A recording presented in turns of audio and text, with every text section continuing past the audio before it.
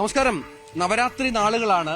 നവരാത്രി ദിനത്തിൽ ഏറ്റവും അധികം വൈശിഷ്ട്യമായ, ഏറ്റവും അധികം പരിപാവനമായ, ഏറ്റവും വലിയ അനുഗ്രഹീതമായ ഒരു സ്ഥലത്താണ് ഞങ്ങൾ എന്നുള്ളത്, അല്ലെ ഭവ്യ? അതെ, കൊല്ലൂർ മൂകാംബികയിലാണ്.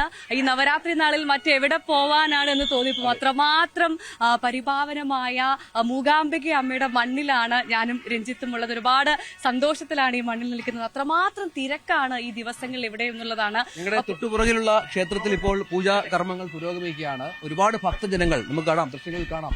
ഒരുപാട് ഭക്തജനങ്ങൾ ദേവിയെ കണ്ട് ഭക്ത സായുജ്യമടഞ്ഞ് മടങ്ങുന്ന കാഴ്ചകൾ കൂടിയുണ്ട്, അല്ലെ? വലിയ തിരക്കാണ്. ഏറ്റവും കൂടുതൽ ഇവിടുത്തെ ഒരു പ്രത്യേകത എന്ന് പറയുന്നത് രഞ്ജിത്ത്, ഇത് കർണാടകയിലാണെങ്കിൽ പോലും ഇവിടേക്ക് എത്തുന്നത് ഏറ്റവും കൂടുതൽ മലയാളികളാണ് എന്നുള്ളൊരു പ്രത്യേകത കൂടിയുണ്ട്. നമുക്ക് ഈ ക്ഷേത്രത്തെക്കുറിച്ച്, മൂകാംബിക അമ്മയെക്കുറിച്ച് കൂടുതൽ അടുത്തറിയേണ്ടതുണ്ട്. അത് പറഞ്ഞു തരാൻ നമുക്ക് അകലെ നിന്നുള്ള പരിചയമേ ഉള്ളൂ, അല്ലെ? നമ്മൾ വന്ന് കണ്ടതേ ഉള്ളൂ. പക്ഷേ ഇതിനെക്കുറിച്ച് ഏറ്റവും അഗാധമായി അറിയാവുന്ന ഒരു വിശിഷ്ട വ്യക്തി തന്നെ നമ്മോടൊപ്പം. മൂകാംബികയെ കുറിച്ച് മറ്റാരേക്കാളും നമുക്ക് പറഞ്ഞു തരാൻ, അല്ലെങ്കിൽ മൂകാംബിക അമ്മയുടെ വിശേഷങ്ങൾ പറഞ്ഞു തരാൻ കഴിയുന്ന ഒരൊറ്റ ആളേ ഉള്ളൂ. അത് മറ്റാരുമല്ല, ഇവിടുത്തെ ഈ ക്ഷേത്രത്തിലെ മുഖ്യ അർച്ചകനായ ശ്രീ സുബ്രഹ്മണ്യ അടികയാണ്. അദ്ദേഹം നമുക്കൊപ്പം ചേരുകയാണ്. ആദ്യമായിട്ടാണ് ഇവിടെ വരുന്നത്. പലതവണ നമ്മൾ വരാൻ ആഗ്രഹിക്കുന്നു, പലതവണ ടിക്കറ്റ് ബുക്ക് ചെയ്തു, പക്ഷെ നടന്നില്ല. ശരിക്കും അമ്മ വിളിച്ചാൽ മാത്രമാണല്ലേ, ദൈവം വിളിച്ചാൽ മാത്രമേ വരാൻ പറ്റുള്ളൂ. അങ്ങനെ ഒരു കാര്യമുണ്ട്. തീർച്ചയായിട്ടും എന്താന്നാല് എപ്പോ അമ്മയ്ക്ക് മക്കളെ കാണണമെന്ന് തോന്നണം, അപ്പോ ആണ് നമുക്ക് അമ്മേനെ കാണാൻ സാധിക്കുന്നത്. അങ്ങനെ ഒരു ദൈവസങ്കല്പം ഉണ്ടാവും, ഒരു അമ്മയുടെ ഒരു നിശ്ചയം ഉണ്ടാവും. ഇന്ന ആള് ഈ സമയത്തിൽ ഈ ദിവസം എന്നെ തൊഴണമെന്ന്, ആ സമയത്തിലെ തൊഴാൻ പറ്റൂ. ആ ഒരു അമ്മയുടെ ഒരു ശക്തിയാണ്. വലിയ പ്രത്യേകതയാണ് ഈ അമ്പലം. തീർച്ചയായിട്ടും മലയാളികളാണല്ലോ ഒരുപാട് പേര്. മലയാളികളുടെ ഒരു കൂടുതൽ എവിടെ വന്ന് നമ്മൾ കാണുന്നത് മലയാളികളെ. അതെ. അത് എന്തുകൊണ്ടാണ് അവർക്ക് അങ്ങനെ ഒരു പ്രത്യേക ചൈതന്യമുള്ള ദേവി, മലയാളികൾക്ക് വളരെ പ്രിയപ്പെട്ട ദേവിയായി മാറുന്നത്?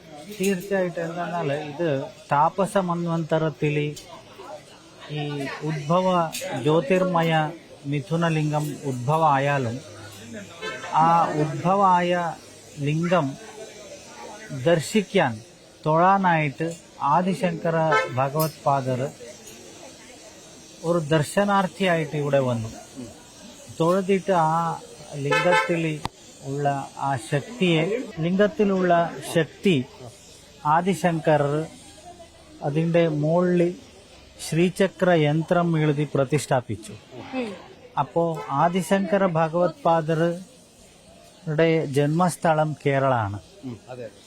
അപ്പോ കേരളത്തിന്റെ ഗുരു, ജഗദ്ഗുരു ആയിട്ട് അദ്ദേഹം പ്രതിഷ്ഠാപിച്ച ദേവി ആയതുകൊണ്ട് അവിടെയുള്ള ഭക്തർക്ക് ഒരു കുലദേവിയ പോലെയാണ്.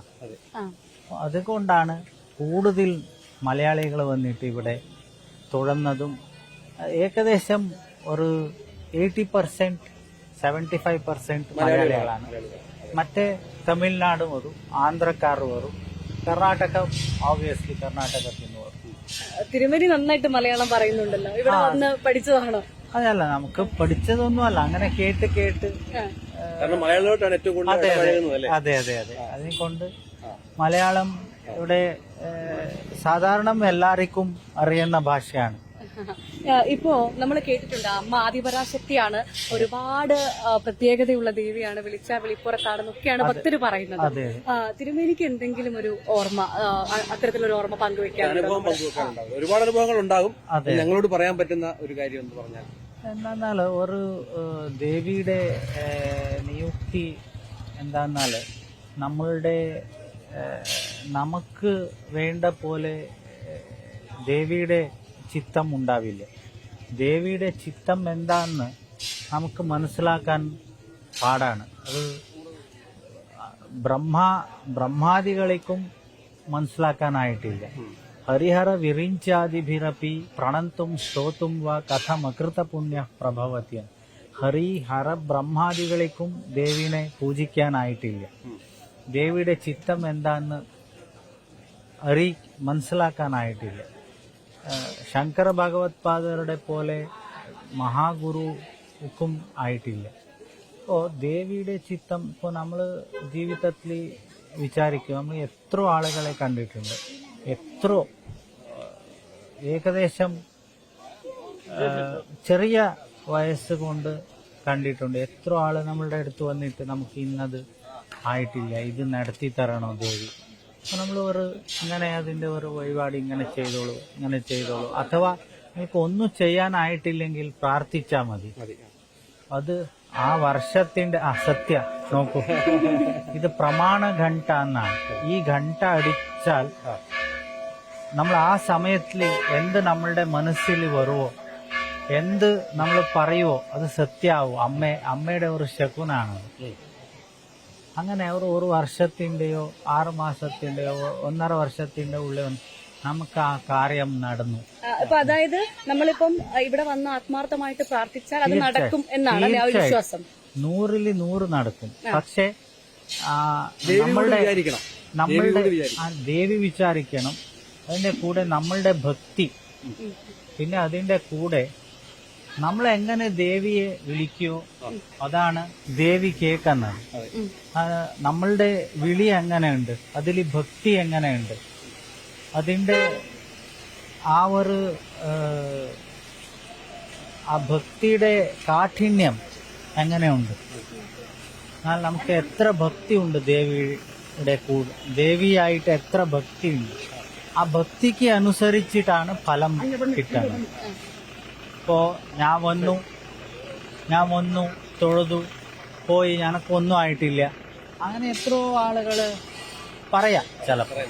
പക്ഷേ ഭക്തി ഉണ്ടായിട്ട് ഭക്തിയോടുകൂടി ഒരാള് അവിടെ ഇരുന്ന ദേവിയുടെ മുമ്പിൽ 1 സെക്കൻഡെങ്കിലും എന്നാൽ അത് 100% നടക്കും. ഇപ്പൊ തിരുവനന്തപുരം നമ്മൾ കേട്ടിട്ടുണ്ട്, ഒരു തവണ ഇവിടെ വന്നു കഴിഞ്ഞാൽ വീണ്ടും വീണ്ടും ഈ മണ്ണിലേക്ക് വരാൻ ആളുകൾക്ക് തോന്നുന്നു. അത് ഇവിടുത്തെ ഒരു ശക്തി തന്നെ ആയിരിക്കും അല്ലെ, നമ്മളെ വീണ്ടും ഇങ്ങോട്ട് വിളിക്കുന്നത്, അന്തരീക്ഷം അടക്കം. അതെ, ഇത്ര ആളുകള് പറയുന്നത് എന്താന്നാല്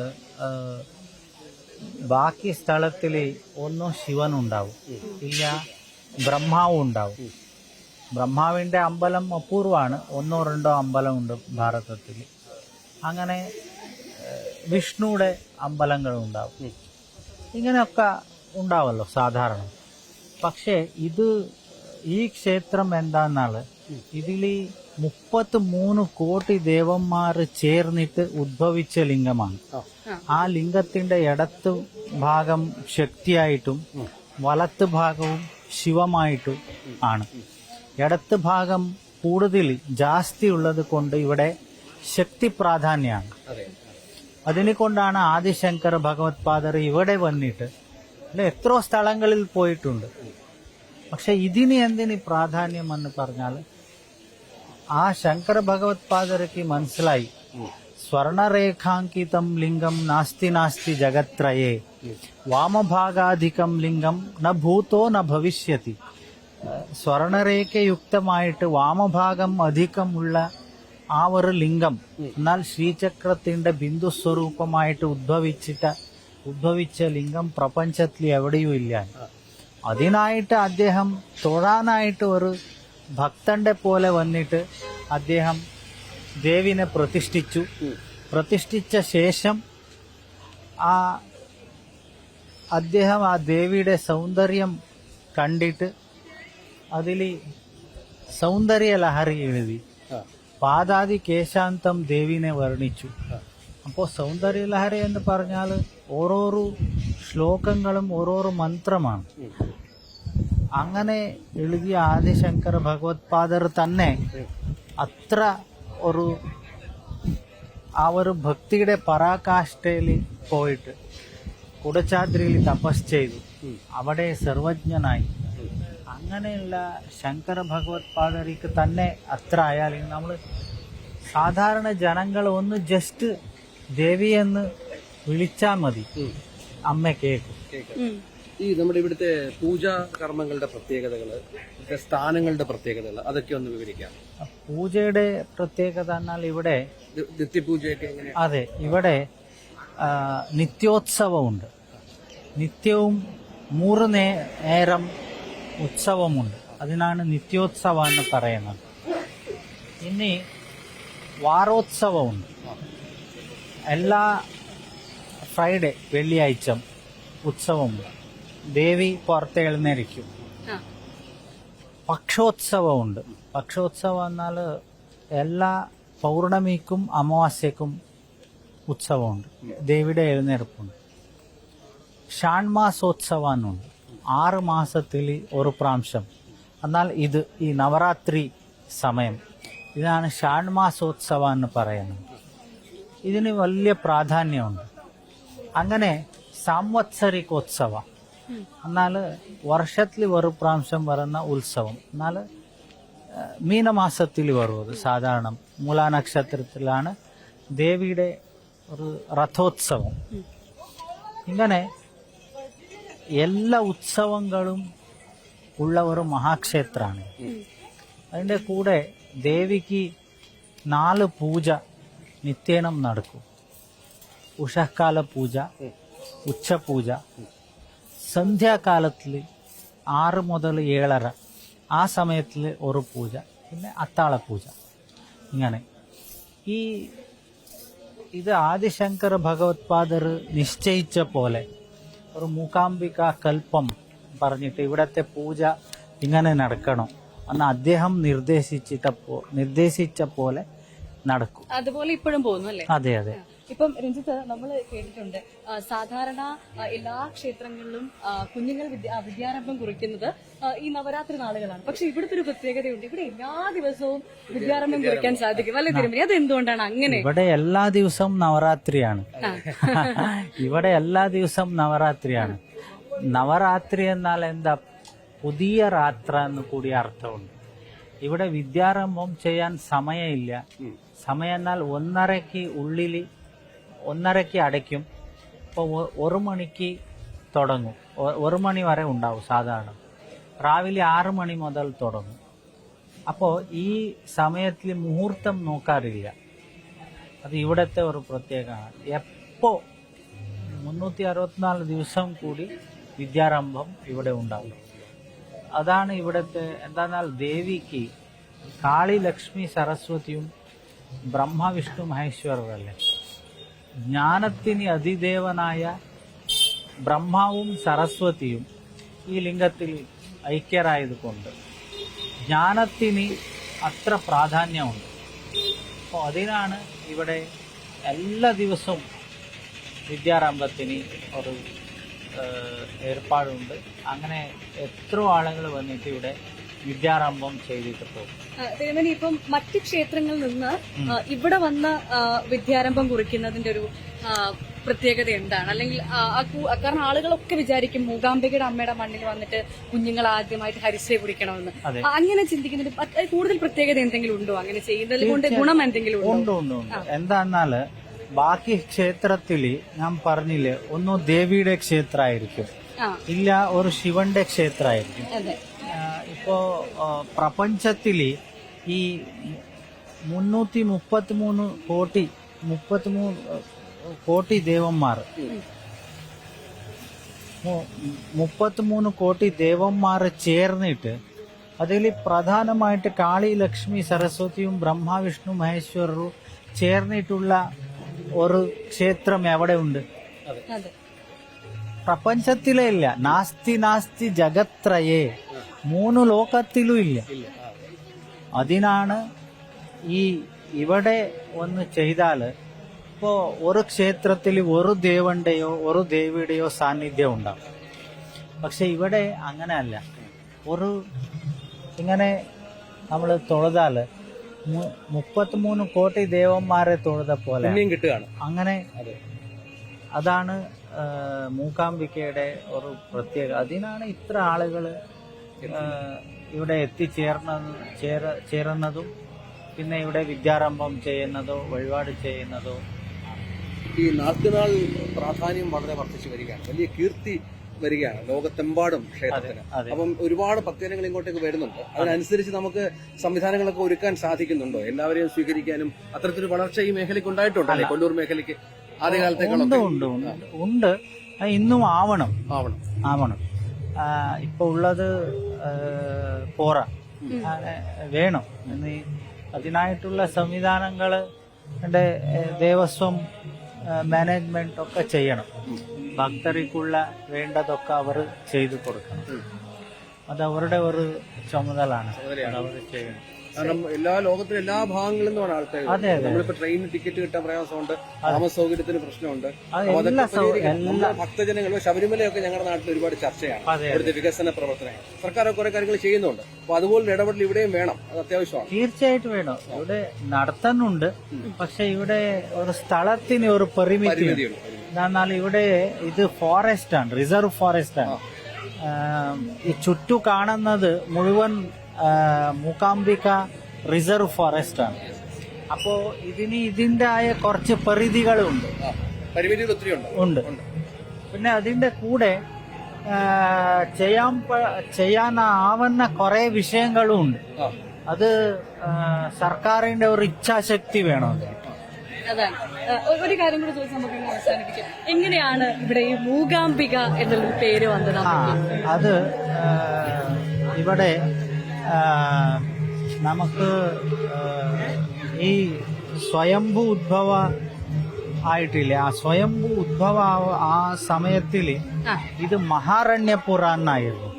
ഇത് വലിയ തുടക്കത്തിൽ മഹാരണ്യപുരം, അരണ്യത്തിന്റെ മധ്യ ഇതൊരു അരണ്യ പ്രദേശമായിരുന്നു. ഈ അരണ്യ പ്രദേശത്തില് ഋഷിമുനികള് തപസ് ചെയ്തിട്ട് അവരുടെ ലോകത്തിന് വേണ്ടിയിട്ട്, ലോകത്തിന്റെ നന്മയ്ക്ക് വേണ്ടിയിട്ട് മഹർഷിമാർ ഇവിടെ തപസ് ചെയ്ത് ഇരിക്കുന്ന ഒരു തപോഭൂമിയാണ്. അതിനാണ് ഇതിന് സിദ്ധിക്ഷേത്രം എന്ന് പറയും.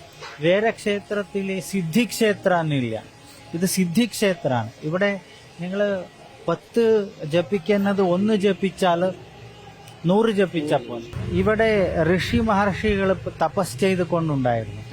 അതിൽ പ്രധാനമായിട്ട് കോല മഹർഷി എന്നിട്ട് മഹർഷി തപസ് ചെയ്ത് കൊണ്ടുണ്ടായിരുന്നു.